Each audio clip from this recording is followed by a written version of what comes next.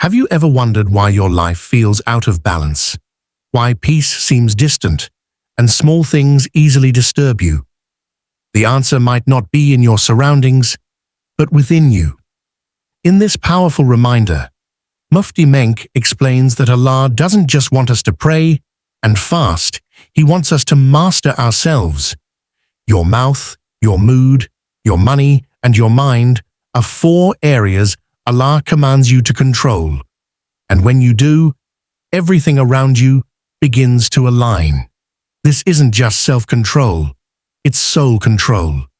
Every word you speak, every emotion you act on, every penny you spend, and every thought you nurture, they all shape your destiny in this world and the hereafter.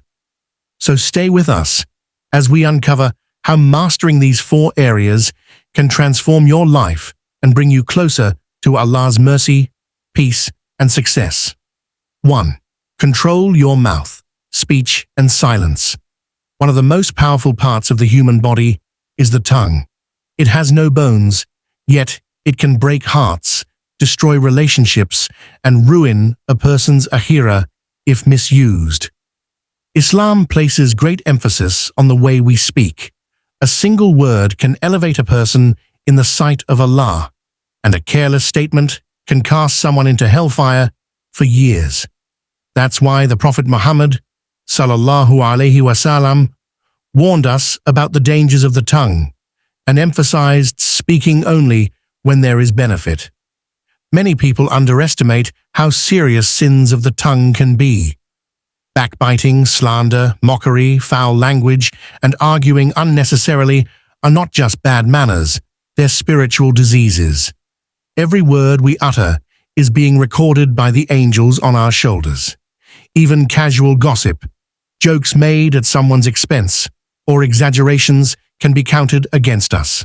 Allah reminds us in the Qur'an, "Not a word does he utter, but there is an observer by him ready to record it." Surah Kahf 50:18. Sometimes silence is a greater act of worship than speech. Knowing when to remain quiet requires wisdom and self-restraint. A believer is thoughtful with their words, not impulsive or reactive. The quality of a person's speech often reflects the quality of their heart. Pure hearts produce kind, honest, and beneficial words. When you control your mouth, you protect your soul. Marriages are saved, friendships are preserved, and communities remain united through careful, respectful communication. Mufti Menk often reminds us that the tongue is a mirror of your taqwa. If you fear Allah, it will show in how you speak, even when you're angry or hurt. The true believer guards their speech as though every word carries the weight of their akhirah, because it does. 2. Control your mood, emotions, and reactions. In life, we are constantly tested through our emotions, especially in how we react when things don't go our way. Allah does not expect us to be emotionless, but He does command us to control our emotions, particularly anger, frustration, and sadness. One of the greatest signs of spiritual maturity is emotional discipline. The Prophet, sallallahu alaihi wasallam, said, "The strong person is not the one who overcomes others with strength, but the one who controls himself while in anger."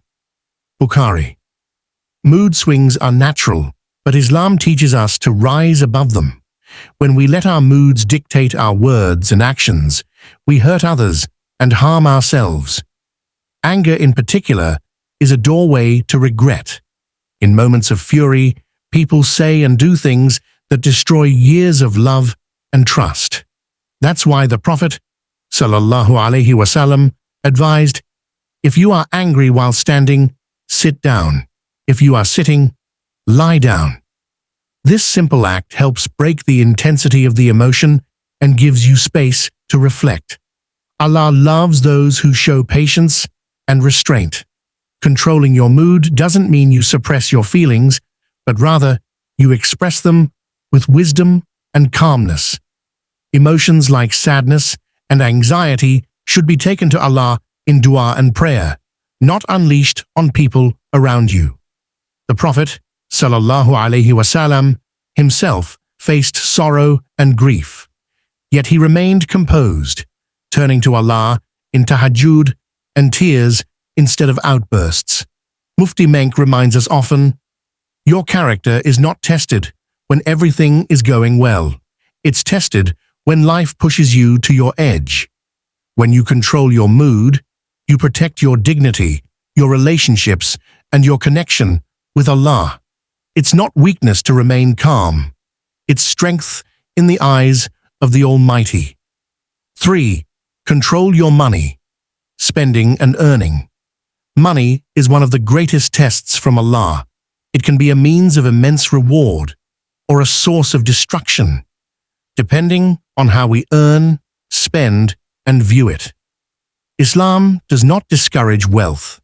In fact, many of the Sahaba were wealthy, but their hearts remained detached from their possessions. What Allah wants from us is discipline, gratitude, and responsibility in financial matters. Controlling your money begins with earning it through halal means. If your income comes from lying, cheating, interest, or harming others, then even if you give charity from it, it will not be accepted. A pure income brings barakah. Mufti Menk often emphasizes that the purity of your risk affects your peace of mind, your family life, and even your du'as being answered. Once earned, how you spend your wealth is equally important. Islam promotes balance, not miserliness and not extravagance. The Qur'an praises those who spend neither wastefully nor stingily, but are moderate in between. Surah Al-Furqan 25-67. Many people fall into debt, stress, and arguments simply because they do not control their spending habits. Buying what you don't need to impress people who don't care is a trap of modern-day consumerism. Generosity is one of the best uses of money. Spending on your family, supporting the poor, building masjids, and helping orphans are ways to turn your wealth into ongoing reward, sadaqah jariyah. But giving should also come from a sincere place, not to show off or gain status. Ultimately, controlling your money means understanding that it is an amana, trust from Allah. It's not just about budgeting. It's about aligning your finances with your faith. Mufti Menk puts it clearly. Don't let your wealth blind you to your purpose. Let it serve your akhirah, not your ego. 4. Control your mind, thoughts, and intentions. The mind is a powerful tool. What you feed it shapes how you see the world and how you respond to it. In Islam, thoughts are not judged like actions, but they are the beginning of every action. Controlling your mind means being aware of what you allow to enter your heart through your thinking. Allah knows what lies within our thoughts even before we act on them. That's why it's essential to guard the mind from negativity, doubt, and whispers of shaitan. One of shaitan's greatest tactics is planting seeds of anxiety, jealousy, despair, and pride in a believer's mind. If left unchecked, these thoughts grow into harmful actions, broken relationships, and spiritual weakness. That's why dhikr, remembrance of Allah, salah, and Qur'an recitation are so important. They cleanse the mind, realign the soul, and bring clarity to your thoughts. A believer should constantly renew their intention, niyah. Every action, even daily tasks like eating, working, or studying, can become acts of worship if the intention is sincere. The Prophet, sallallahu alaihi wasallam, said, "Actions are judged by intentions." Bukhari and Muslim. A pure mind leads to pure intentions, and pure intentions lead to good deeds, whether people see them or not. Mufti Menk often reminds us, your thoughts write your story before your actions do. Negative thinking invites hopelessness, while positive, faith-filled thoughts invite peace and motivation. Controlling your mind means shifting from, "Why is this happening to me?" to, "What is Allah teaching me through this?" You can't always control what thoughts enter your mind, but you can choose which ones to dwell on. Strengthening your mind with Qur'an, good company, and constant remembrance of Allah gives you the clarity to think with wisdom, intention, and taqwa. That's what makes your mind a servant of your soul, not its master.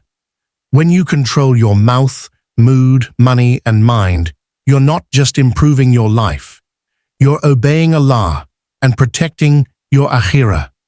These 4 areas may seem small, but they hold the power to shape your destiny. If this reminder touched your heart, don't forget to like, share, and subscribe to Pious Deen for more powerful Islamic content. May Allah grant you wisdom, peace, and strength to master yourself for His sake.